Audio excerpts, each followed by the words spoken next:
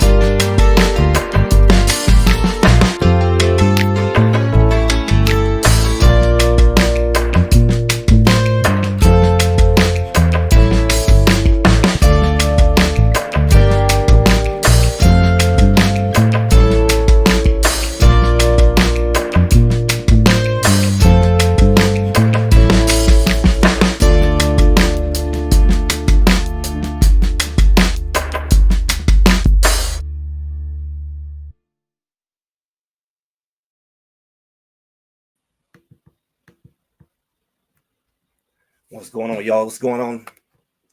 Greg said it live here. How everybody doing this wonderful Sunday? Thank you all for coming through here with our regular live that we do typically on Sundays. Like I said, we're gonna make it nice and short and sweet. During this off season, it's some activities that we like to kind of keep abreast with, but at the same time, it's let me see here my public chat. It's one of those times of the year, man. It's kind of in between right now. What's going on, Felix? It's time of year where it could be a dead period for a lot of people. I know we have Colorado content creators. We have so much going on, but just because Coach Prime and the team keeps themselves kind of front and center. But a lot of people, kind of waiting to see what their team's going to do this time of year. It's getting ready for spring camp this probably within the next couple of weeks for most teams. And then they go a little bit and they go on spring break. Then they come back. Then you have a spring game and all of that. And they take a little break right around May-ish, late May. Then they go on to the summer. So we got a stop, go. Also around the time of the end of the spring portal, the spring camp, the portal opened back up again so people can kind of release some people and pick up some people. So it's going to be a lot of activity really picking up between maybe the next week or so up to like May. And then it's going to kind of quiet down a little bit. For those who are not familiar, then it opened back up, for the summer practices when the coaches are out there. But even with that, they only can do but so much practicing during the summer, because it kind of has a similarity to what's going on now. Like they can work out and stuff like that, but it's only so much they can do. Then you have the fall camp right before the season, and that's kind of like, on and off. They get a day on, day off, no tour days. But at that point, a lot of talk is picking up. We kind of have a better idea of what the team is going to look like by then, because we've seen spring camp, we've seen summer. We have a better idea, and other people have a better idea of what they have, because there's going to be no more portal action at that point. And then you have the season coming up. People start making predictions: who's going to lose, who's going to win. Most time they're not right. So right now, the hot topic is, of course, what's going on with the combine. Colorado has well off that's been maintained by not Bucky, because Bucky moving around with Shador, so he's kind of split. You can kind of get an idea what that content's going to look like. It is a difference and it's unique. A lot of people say now you see a lot more players than what you've seen, when Shador was there, and that's all well and good, but I think that the style is different. I mean, when Bucky created this thing, it was all about. I think when Bucky came about, his dad asked him to do what Bucky kind of been doing for the family for a minute. He's been asking him. I mean, he's been taking content showing the journey. Bucky been doing that. He wasn't necessarily getting paid through YouTube or whatever, but that's what he's been doing. Now, it was always about showing the journey of the family. It wasn't necessarily about showing everybody on the team. That wasn't what it was designed to do. He was following around behind the scenes with his family. That's what people wanted to see. I mean, you had him, you had Shiloh, you had Coach Prime before he was a coach, at the college level, before he got to Jackson State. He was doing that with the Little League, and it just evolved. And Bucky kind of like, I don't know, he was going through a transition, and his dad said, come on back and do that thing you do. And when he came to Jackson State, Ben, that so many eyeballs was on that, because it was Coach Prime at HBCU. Coach Prime had the outlets jumping, and Bucky brought that inside access. That's what it really, benefited the whole university. But I think the core of it, really, just be honest, it was the family and, the surrounding components of it. And everybody benefited from it, but it wasn't necessarily to highlight the whole team. I think it kind of evolved to that more so at Jackson State. Then it continued to Colorado because they were still figuring that thing out. And then once they got to Colorado, it was about promoting the team, because they was trying to recruit and they was trying to show what they were doing. And it just naturally evolved to other characters. Now that we see Shador is gone, Travis gone, some of those main people who were there in some of the earlier years, Sid McCray, Shiloh, it's a different thing, because it's like you have different characters. Now you got different people who got to get used to the camera. You don't really know them like that, like you knew the other people. And Bucky is moving around. He's traveling with Shador and getting other content, and he's going to continue to get that because that's a brand that he built and is there. And then he has someone else back at the campus. So when you look at what's going on at the campus, you kind of saying, okay, it's like a lot of rough edits, like, it's like boom, boom, boom, boom, boom, boom, in and out, showing what's going on. So you getting a bigger picture, really, but it's no real feel of like the characters that's developed, like how Bucky did. Now maybe Darius can continue that component because he did something similar. So maybe it'll look more like how Well-Off did with the Well-Off cuts. I know when he's clips, Well-Off clips. At one point, he was doing both of those. He was doing Well-Off and he had Well-Off clips. Well-Off clips had the clips, boom, boom, boom, jumping from scene to scene. Wasn't no real storyline. And that's what Well-Off is looking like right now, like Well-Off clips. And that has a lot to do with who's filming it, the vision behind it, and the editing, the different style of editing. And like I said, you still got to reach the people who kind of go more into the characters of the people that's there. So you'll still get it there, which is good because it's diversity. Then you got Neely, Uncle Neely. He's still doing what he's doing with interviewing other coaches and interviewing the play. He do more of an interview than, kind of fly on the wall type thing. So you have a range of stuff that we still gonna be able to see. I don't know how much we're gonna see at practice though. So that's why I went on to explain all that. I don't know, because I think they kind of cut back last year because people kind of had a little insight on what was going on. So we probably won't see as much at the practice. Like the 1-on, we might see little clips of the 1-on-1, or like I say, clips, but you can't put them together. That's for the benefit of the team, because I think this year they're gonna be underestimated. A lot of people gonna look over Colorado this year. That's what I believe, because they don't have the big names and they don't have the hype as much because of the Heisman guys gone. But I think that they have potential to build hype. But let's be real, not the same as when you build them with brands. The guys, you got two of the top NIL guys, you got two of the top Heisman potential guys, draft potential guys. That brings a lot. And two top brands, Instagram, following, YouTube, you name it, following galore. So the personalities have to be redeveloped. Maybe they're somebody there arrives in the track, but them boys was groomed for that. Travis has been doing that stuff since high school. Shador and Shiloh, they've been doing this since they were kids. They used to that camera. They know how to work that camera. They know how to bring something to the content personality. They not just, I'm just here to play football. They was able to play football and still do that because that's what they've been doing. It's not like nobody forced that upon them to do. Like, hey, when you get you on this camera, act a certain way. So either you got it or you don't, and you got to be comfortable with it. Those guys got it, and that's why they're going to be paid accordingly. That's why they the big deal that they are. Speaking of that, at the combine, both of those guys didn't participate as expected. A lot of people made a bigger deal with Shador not doing it as if he needed to, as he has something to prove. He's been a starter for all 4 years of college. He played at two different levels, produced at two different levels. His numbers are pretty consistent year to year. And even with the issues with the line and all the chain, I think he's had in college. He had two here and two at Jackson State. He's had four different coordinators. So, and really different styles. And he's played in the system, and it's looked different, honestly. I mean, last year looked different from the year before. More similar at Colorado. There's people say he's been making the calls. I don't know. I know Jackson State that last year with Bart, who's there now as tight end coach, Bartolone. I think that was some of the more well-rounded he looked, but also he had more well-rounded pieces. He had a couple tight ends there. He had a decent couple running backs there at that level. His line was decent. He had a plethora of receivers. Always had that. So he looked like a different player there, but some of the similarities did continue as far as the late starts. A lot of people think they just started Colorado, slow starts.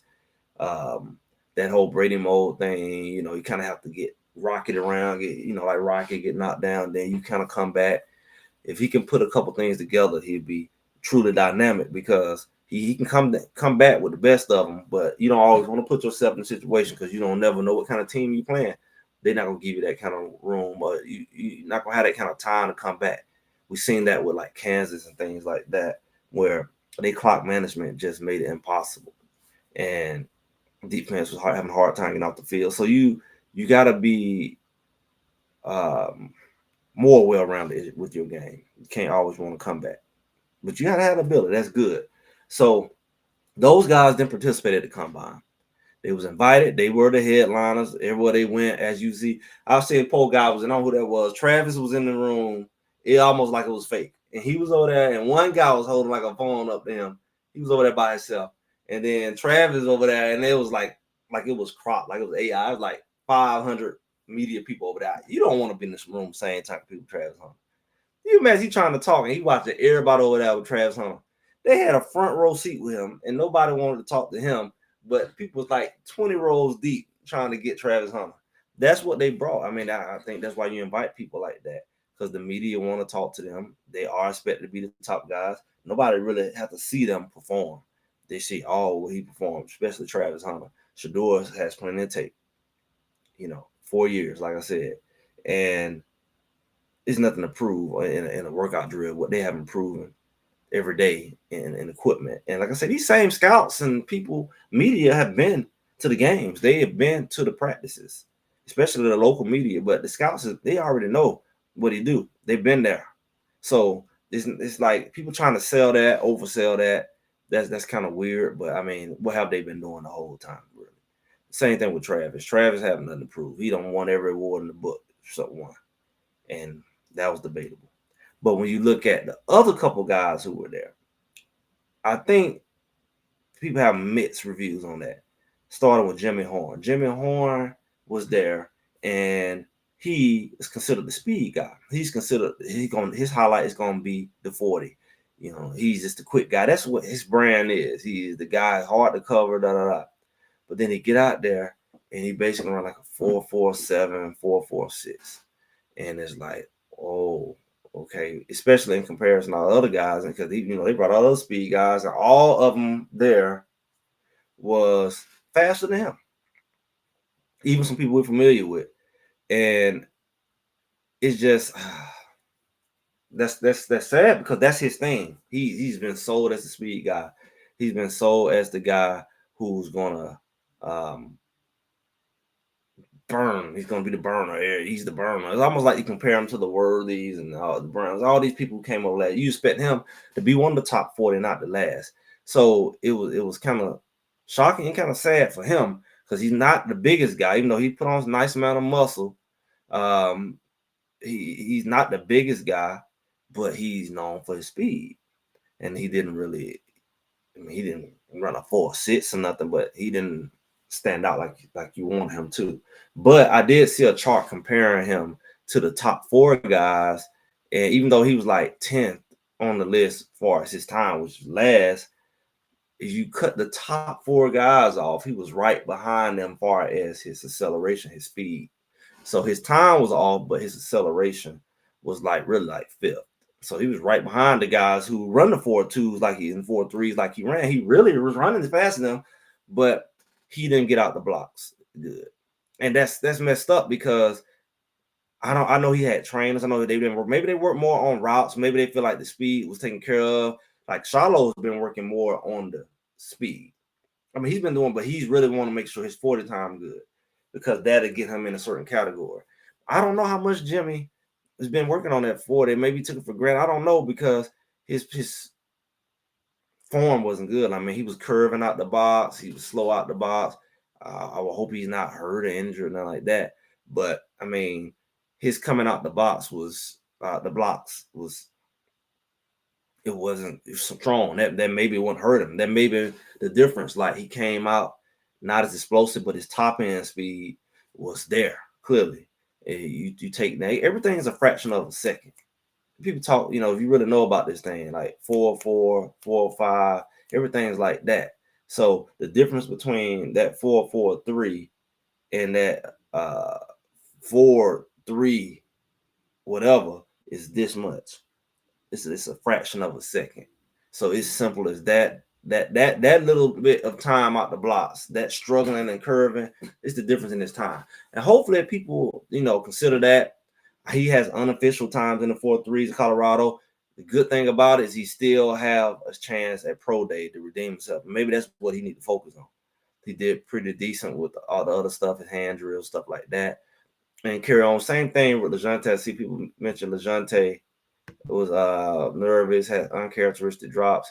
I think he probably can be nervous I think a lot of people be nervous in that situation, but I think he could have been nervous. I think sometimes the moment people underestimate, I think sometimes people overestimate the moment. With LeJounte, he also ran a 4.46. It's interesting that him and Jimmy ran the same time. I think they always had similar speed, but it's always been projected that Jimmy was faster than LeJounte. So for them to run the same time, it would have been better for LeJounte, also a small guy, not size, not height, not weight, strength. To, like, if he's a bigger receiver, they might be all right. But since he's a smaller receiver, you want to get down in the lower 4.4s and you want to get in the 4.3s if you can. Again, I don't know what all this means, because again, all is a fraction of a second. And really, when you look at that, they don't have the form. That's what the guy just said. They didn't have the mechanics. And so whoever they was training with, I know they was doing a lot of receiver drills. They probably should have put more time and need to put more time between now and the senior day to get their mechanics up, because they have the ability. Jimmy clearly had the ability, but he need to go on back down to Colorado and get with Coach Swayze and like Charlo been doing. Because from what I see, they say Charlo ran like a 4.45 unofficially. Charlo been working his butt off. He don't got the machines down now. You got that prime time, and he's not afraid of the moment, and he also got all the resources. So you look at Charlo don't mess around and ran a better 40 than both of them. You keep playing with him because that he's focused on it. He's focused on it. He's quiet with it, and he's underestimated. And so, a guy like that, the stage can't get him as much because you really plan to his strength. You're not making him have to hit a high bar when you've underdogged him so much. And sometimes that takes less pressure off of people. And it also feeds that hunger. Now, sometimes when you feed that hunger in a person, that hunger overrides their ability to be nervous. Sometimes you put somebody in the corner that they forget they should be nervous because they so focused on proving you wrong versus hyping you up. Now you got to live up to it. And maybe that's what happened with LeJounte. You're an underdog that's now at the combine, and the hunger may not be as much as you want it to be because you're there. And the nervousness can kind of rise at that point because now you're looking at what I got to live up to.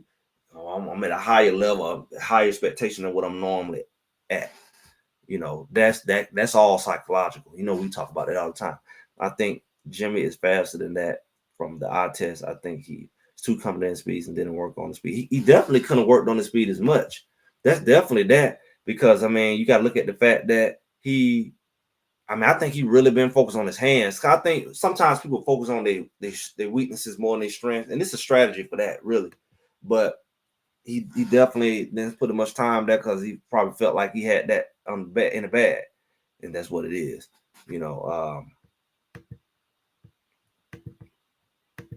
They still good. They still had good reviews on D. Wester. Said he was the surprise of the combine. Yeah, what was the surprise? I missed. I got to go back and check that out. He was the surprise. What is the surprise? What did he surprise me at? Like in his his other things, like his cone drills, his long jump, vertical. Like, what's the surprise? Because again, he has the ability to be still the underdog. He is an underdog that was invited, and you on the stage bigger than what you used to. So he got more opportunity. He can't lose unless he just screw up because he's in a place where he wasn't expected to be.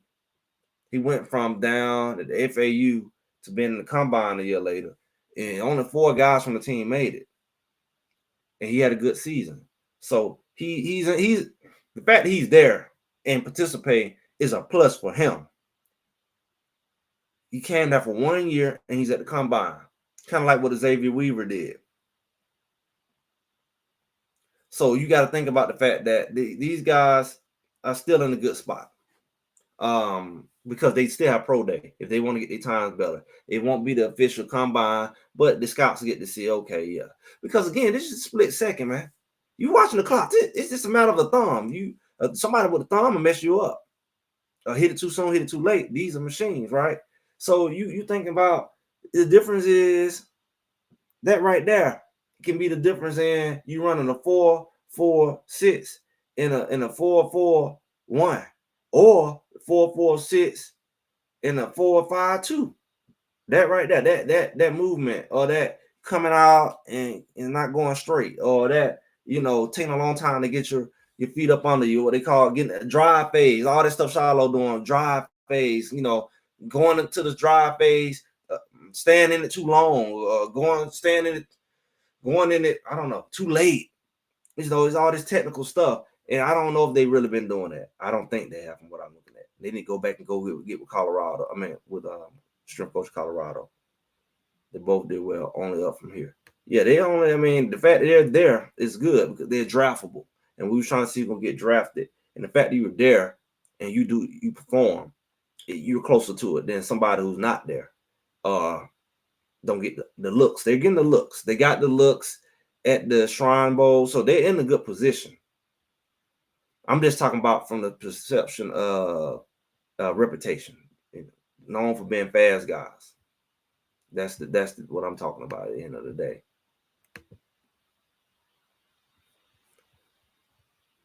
Short receivers running 4.6 not impressive. Yeah, that is not impressive. The thing is, they didn't run no 4.6s. They ran 4.5, 4.46. So, at the end of the day, they definitely not in the 4.5s. But like I said, a 4.46 is what 0.4 from being a 4.5. It's all relative. It's 1 second between a 4.4 and a 4.4 and a 4.5, or not even a 4 second. So that's why I really won't put too much on it other than just the brand and the reputation. And that's why it's clearly formed. Because for 4 seconds and a 5 flat is a second.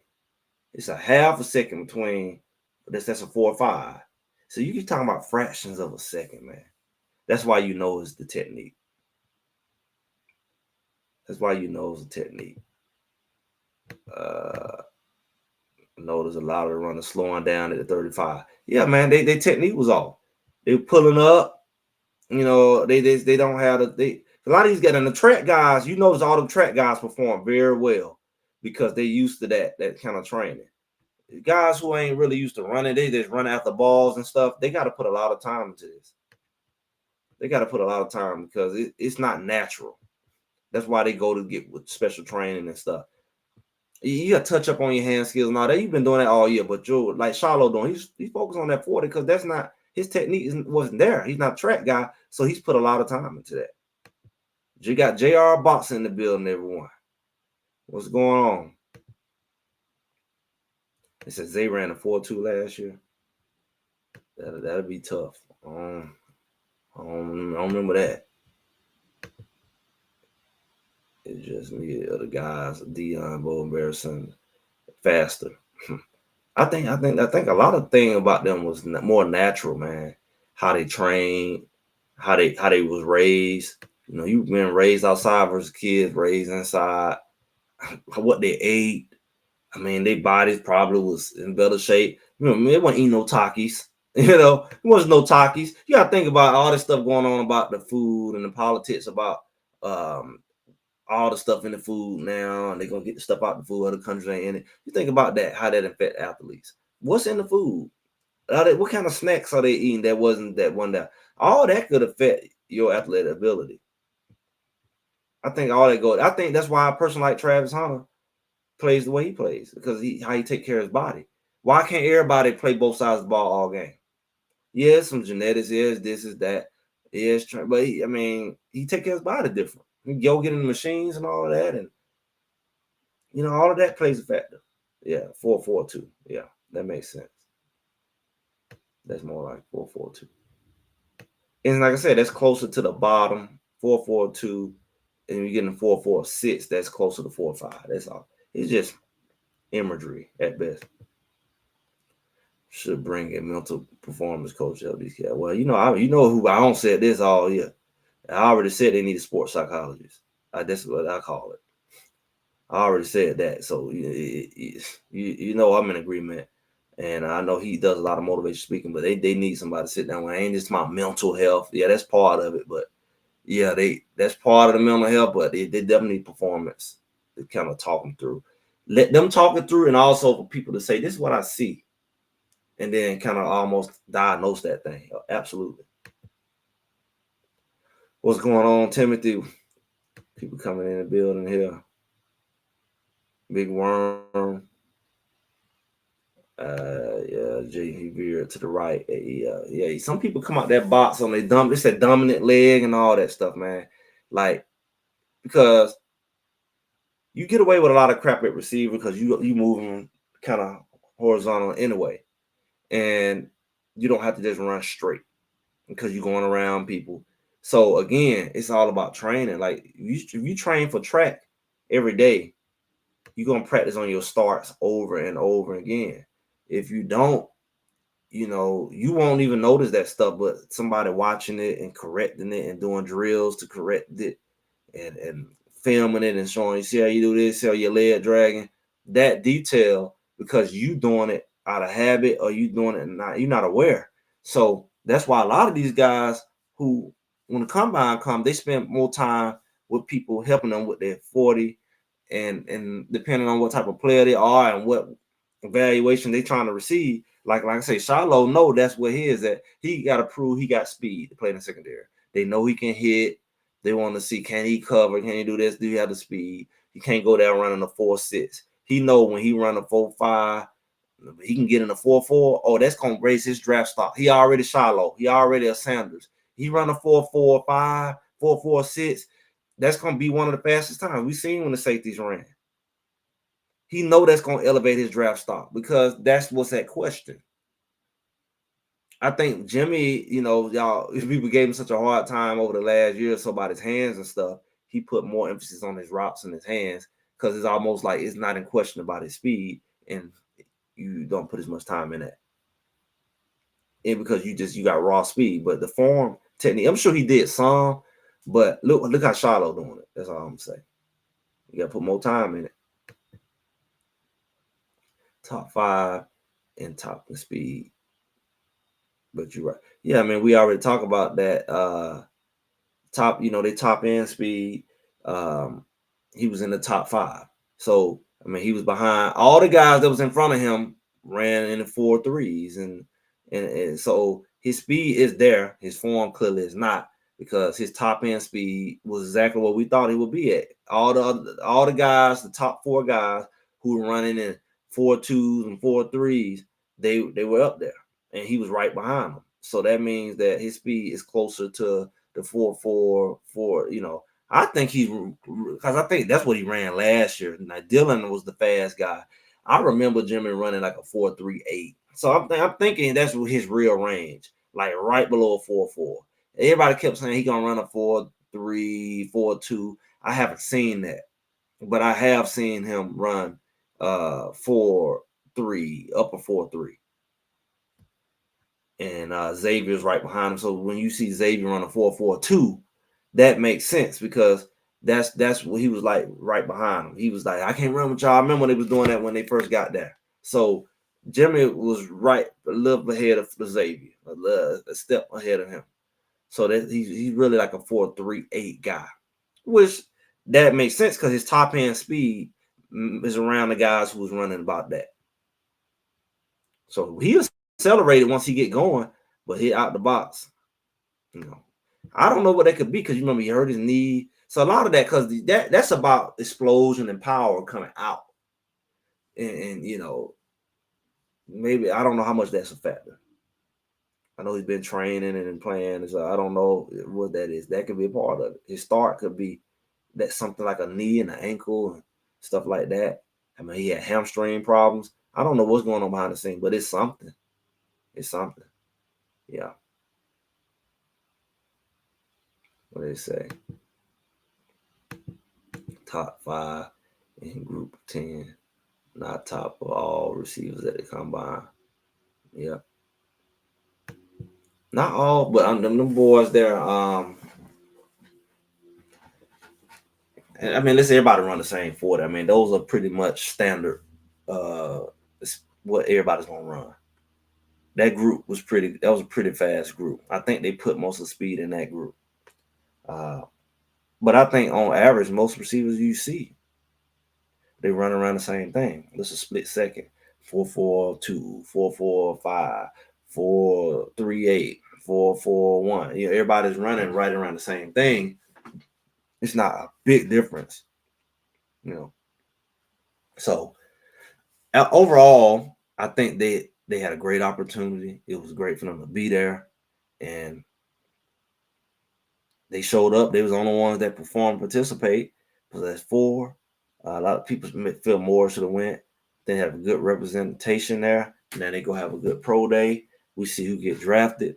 We see who get free agency. Then we see who playing that year. While we watching Colorado, while we get to watch, we get to see what Xavier Weaver doing, what Shador doing, what Travis doing, what Horn doing, what's the doing, what Shepard's doing, what BJ Green doing. We're gonna have a good time during the preseason. While we watch, we ain't gonna have a slow waiting for the game because we're gonna have a lot of preseason games because that's when they're gonna get the chance to shine. And y'all better go get that Tanggula box because I'm gonna tell you, I ain't gonna keep telling you. The Tanggula box you can watch every channel because I know I was watching Xavier Weaver. I go and watch Arizona channel. If I can't watch it local, I go to Arizona local channel or wherever they playing. They playing in Indianapolis, I cut it on and I catch the game locally. So that Tanggula box is gonna come in for y'all. Ask Allen. You can watch any local channel. So if you ain't showing it in your region and your market, why these boys start playing in these other teams, one of them on the Saints and one of them on the Redskins and all that. Hopefully some of them play together. Y'all gonna need this box because they're not going to be playing in your market all the time, or your market not going to show all the games. So keep that in mind. Unless you're going to have some kind of super duper package with 5 TV screens up. I don't know. But it's going to come into play. I'm telling y'all that now because the preseason, I used that with Xavier Weaver. Because we definitely want to be seeing what these boys doing. While we seeing who going to be Juju or Salter, who going to be playing, we're going to be watching all of that. It says March is running for a thread to come out, but down here, he was not that fast. He worked on his start while training for exactly because everybody, I used to want to work with the company. I had more time. What's the company called? Parisi. Parisi is the guy. It's a Parisi speed training program. He's known for training the guys way back in the day. He got his own combine program, and he franchised it all to people like that. So I was going to work with them guys, and I learned a lot right before COVID that they actually warm up the guys, the high school guys, for their little combines, rivals and all of that. And I learned a lot about how speed really works. Of course, I never really ran track because I was in baseball, and everything when my eyes changed once I did a lot of work with them and about like I go to watch people run track from youth and up, and I from just a little bit I knew from this what I was hearing from them as I was preparing to work with them. The form was a critical, man, and I was realizing they weren't working on the form and the stuff that they was working on Parisi. And it ain't just about how you line up any blocks and all that. It's literally how you train your muscles to run, how you warm up, and how you incrementally get faster. Not because of your genetics, not because of you, but you literally learn and run. I know that from just playing baseball. From playing baseball, just how I learned how to hit late in life. I played and traveled and played in World Series and all that, but I didn't really learn how to hit. I can say till I was what, almost 21 years old, 20 years old, because it was a lot of fundamentals that I wasn't taught and I didn't grasp it. People say things, but I didn't process it right and they didn't teach it right. So here we are, when you look at it now, a lot of these guys, man, it's little tweaks you can do that'll make you, like I say, everything's a fraction of a second faster. Yeah, it's some lean you doing or some the technique you doing. Yeah, it can be the difference between you running a 4.5 and a 4.43, a 4.44. I mean, it may not make a whole second difference, but yeah, it can make a difference if you're trying to better your time.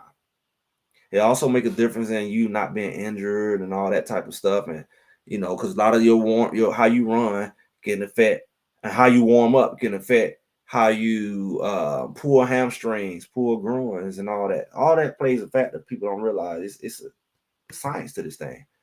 Rumor to pull Jimmy from the Shrine Bowl. Do you think Jimmy was instructed to tank in order to keep teams off? I don't know, man. That's a deep conspiracy. I don't know. Tank at the combine. I don't know. I don't put that past stuff like that, but that'd be deep. I don't know. What's going on, R Jizzle? Yeah, Allen's the man. He got a couple Tanggula box. He said he watched the fight last night. Yeah, that Tanggula got everything, man. All you need is a good internet connection. Good internet connection. But like I say, when this season come, and you watching all these different guys in all these different cities, you're not just watching your local team, your local favorite, then that's what you need. And that's what you see at the beginning for those who late. You see that scrolling at the bottom. Make sure y'all check that out. That's what I'm talking about, the Tanggula box. You see in the top left corner, defeatcable.com. It don't take you a split second to go ahead and click it and check it out. What about a couple $100, a few $100? One time, you ain't paying no monthly, no 70, 80, 100, $150 a month. One time fee, boom. And you good. Thousands of channels, movies, everything. You good. You can take it with you like a what you call the Fire Stick. You don't have to program it. You take it with you like you want to travel, go to out of town. You take it with you. Take your channels with you. Not to get off topic, but I'm excited to see Case saw the battle against Juju this spring. yeah, I mean, we got a lot coming up, man. It's good to have something to look forward to. It's good to know what you're looking at. Good to know what your team have. Keep you engaged in times like this. We talking about it's no longer February, but it's March now. We talking about a football team. Very few people can do that unless they like super geeky with this thing. But they don't really get to know what's going on. We get some insight with all these channels, and that's the beauty of it. And then you got content creators like this right here who bring you different little insights and to keep you engaged with your team, and you can be more accurate. People, that's why people like me can be accurate about what Colorado can do. While people being clowns, like, hey, Colorado ain't gonna win this many games. You clearly don't know the team. Y'all was here, so you clearly don't know this team. Oh, y'all ain't got no size. Well, you clearly don't know this team. Now I know where the discrepancies are. I know where the challenges are. But you a fool to think Colorado can go ahead and get blown away and not have a winning record and not this and that because we are engaged. We keep our ear on what's going on, and that's what I try to do with you all and through the input here in the chat and other social content creators. Shout out to B Watts and Jr. Boxer and the other guys that we do shows together here, and other guys do shows together. Y'all check that stuff out, and we kind of keep each other abreast. But like I say, y'all, we're gonna shorten this thing up. I want to go ahead and close this thing out. And Greg said to make sure y'all like, share, subscribe if you haven't yet. And y'all it's nice and warm. I know in Atlanta. Enjoy the rest of your Sunday. And as always, I'll be talking to y'all soon. Y'all have a good one now.